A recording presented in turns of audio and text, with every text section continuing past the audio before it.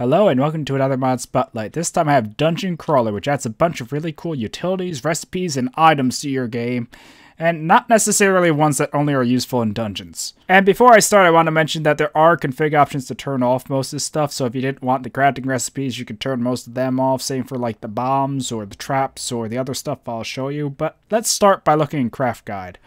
Now, it starts up here with the vanilla items, but if I scroll down, you can see it quickly goes into a lot of other recipes from this mod.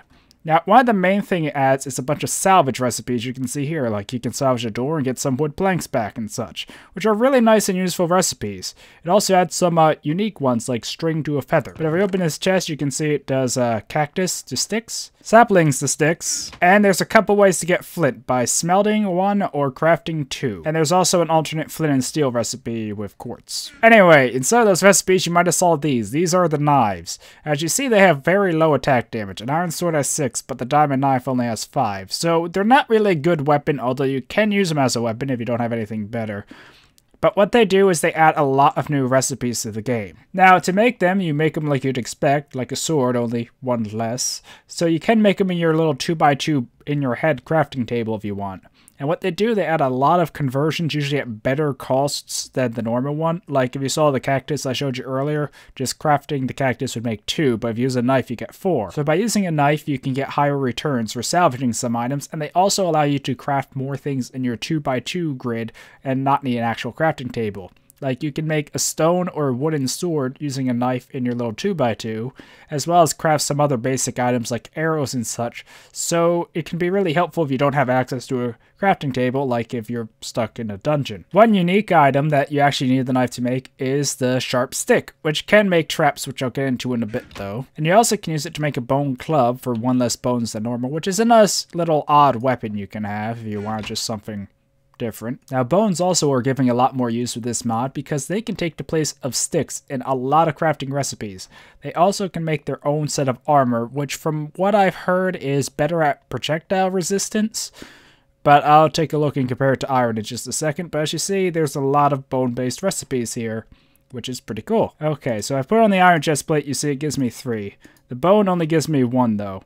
But the full set of bone here, it looks pretty interesting at least, and gives a bit of armor. From what I hear though, it gives a +3 to projectile resistance, although I have not really tested that in the game and got that off the forum thread, which by the way is very detailed, so if I miss anything, definitely check the forum thread, it has a lot of information on this mod. Okay, there's a couple more things to note. There's chain links you can make from an iron ingot to actually make chain armor, and there also is some new recipes for leather involving cooking different meats, so that will help you get some more early game armor as well. There are also this really cool items called the pebble, which is made from crafting gravel.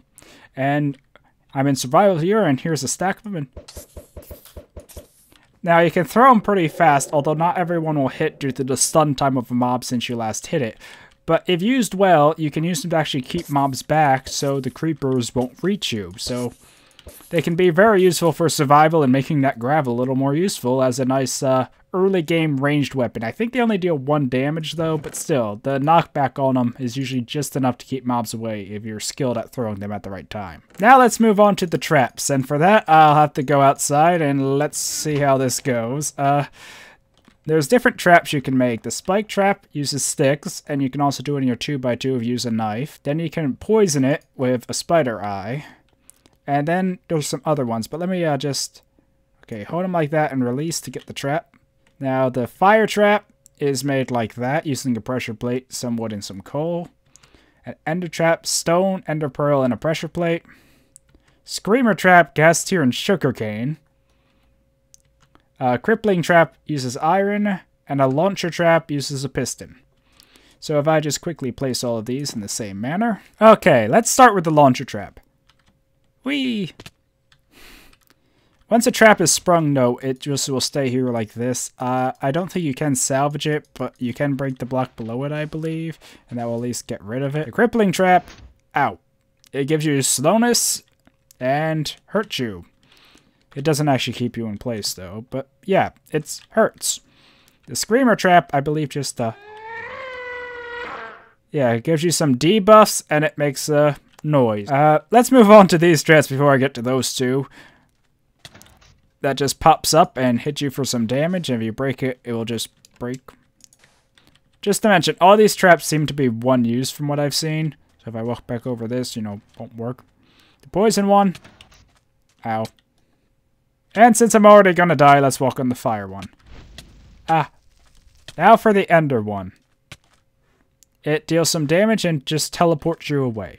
So those are the traps. They all seem to be one use, and they're all pretty interesting in their own way. They can be useful for trapping mobs, I suppose, but they're probably more useful in a PvP kind of environment. The streamer trap is particularly interesting to know when things are approaching, though. But overall, I think they're pretty interesting little traps for players or mobs or whatever you want to use them on. And you can turn them off individually, so you could just keep on the screamer and turn off the others if you wanted that or whatnot. So yeah. They're pretty cool. Okay, now let's move on to the foods. There's an eye of a spider you can get by crafting a spider eye, and then you can make it into spider soup, or you can make it into the bucket version. From what I've seen, there is no difference between these two, but one's just a bucket instead of a bowl. Also, one thing you may have noticed is that the mushroom stew is stackable, and you can make a bucket version as well. So pretty much it just seems to be better utility so that stews are more useful and you have a soup alternative. Now, I can't consume the mushroom stew, so I'm pretty sure it just keeps its same effect. But the spider soup has another effect. It will give you strength. Or speed. So it actually seems to give a random buff. I thought it just gave regeneration. Huh. So that seems cool if you want some random effects, and I think it may also heal you a bit. Next, there's undead meat, which you use by using a knife on rotten flesh, and then you can cook it into dead meat. And dead meat, from what I remember, heals 2 of the little food nuggets down there, so it makes rotten flesh into a valuable, non-poisonous food source. You also can craft a poisonous potato back into a normal one. And last, there's the magic cookie, or golden cookie, which is made like this. And when you eat it, you get a nice speed effect. Now there's the bombs. I'm not going to show every bomb because they kind of duplicate an effect. But pretty much there's the imp bomb, which you use like this, or in a 2x2 like that. And you can upgrade it into a large one or downgrade it into a small one. And you also can craft them into mines using a pressure plate and grenades using buttons. The same for the larger ones. You can make a bigger mine or bigger grenade. So that's how you make those. The fire one is made using blaze powder instead of a second gunpowder, and it has the same crafting options. And the ender one uses an ender pearl instead of a second gunpowder. So let me just grab the big bombs and the grenade and mine and hop back into creative so we can go test them out. Okay, so if I click on the bomb, it doesn't do anything. You have to right click on the ground and it'll place, then it will flash, and then... And this is the big bomb, by the way. Smaller bombs would have smaller explosions. So that's the normal bomb. This is the fire bomb. And this is the ender bomb. I'm not sure if I'm far enough away, but it should do nothing, or seem to do nothing. But I don't think this will kill me. If I put it down here, you'll see it deals damage and teleports me, I think, in a random direction. So how are the grenade and mine different? The mine is pretty much like a trap, but once you step on it, it will flash a bit before exploding, although it has a very short delay, so be careful. The grenade, on the other hand, is a throwable version.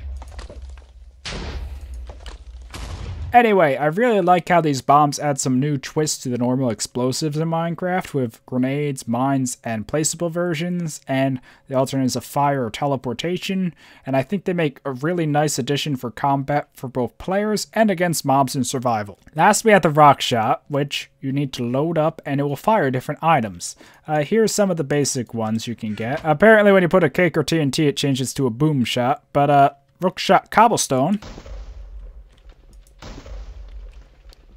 rook shot torch, and arrow. And as you might expect, the boom shot, there's TNT, and there's a cake. And I actually believe the cake will one-hit any mob. Now just to note, on survival if you use these, it's a one use. Same for the torch, and the arrow, and I think the cake's actually creative only. And I think the TNT maybe as well. So yeah, you can just...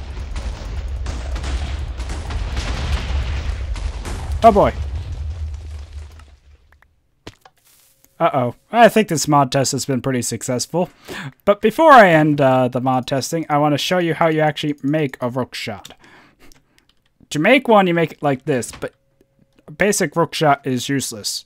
See, it does nothing. So, to make it useful, you need to take a rook shot, gunpowder, and whatever you want to put in. It works for potions. It will also work for various items, like you can put in probably sandstone. Nope, actually you can't put in sandstone. But you can put in glowstone. And it seems you can put in TNT because, oh, that's not the boom shot version. The boom shot seems to be unlimited creative versions. It all makes sense now. So then if I were to fire it, we'll fire 1 TNT or 1 potion, and then I'd need to reload it if I want to fire another. So it can be pretty costly, but they're still a pretty cool item.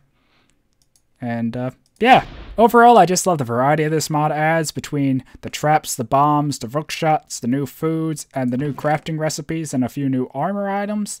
It just adds a nice variety that I feel complements survival well for most survival situations, and it can fit in a lot of mod packs because you can turn off anything that doesn't work. Well, I hope you enjoyed this mod spotlight, and until next time, goodbye.